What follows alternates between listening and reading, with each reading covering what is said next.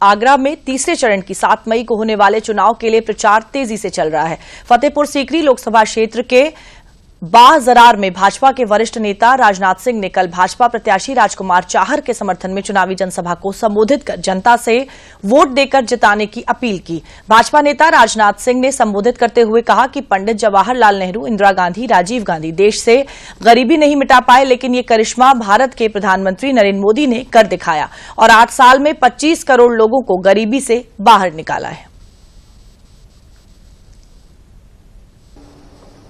शायद पढ़े लिखे लोगों को इस बात की जानकारी होगी, 1947 में जब भारत को आजादी मिल गई थी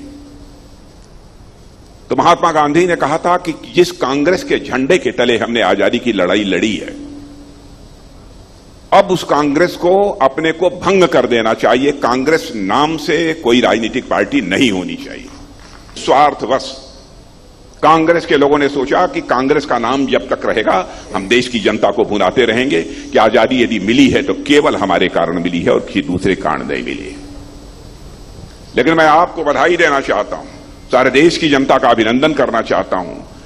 बापू ने जो 1947 में कहा था कि कांग्रेस को भंग कर देना चाहिए, समाप्त कर देना चाहिए, और कोई तो नहीं कर पाया, लेकिन अब वह कांग्रेस को समाप्त करने का काम कोई कर रहा है तो आप लोग कर रहे हैं। इसलिए मैं आप सबका अपनी तरफ से अभिनंदन कर रहा हूं। आप महात्मा गांधी की मुराद को पूरा कर रहे हैं।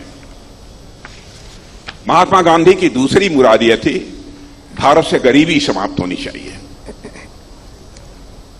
और मैं जो भी कहने जा रहा हूं उसके बारे में मैं एक बात उसके पहले मैं कह दूं आपसे, बहनों भाइयों, मेरी कोई बात यदि गलत हो, हमारे प्रेस के मित्र भी यहां हैं, आप लोगों में से पढ़े लिखे लोग हैं, एक भी बात यदि हमारी गलत हो तो आप मेरी आलोचना कर दीजिएगा, मैं उसका स्वागत करूंगा।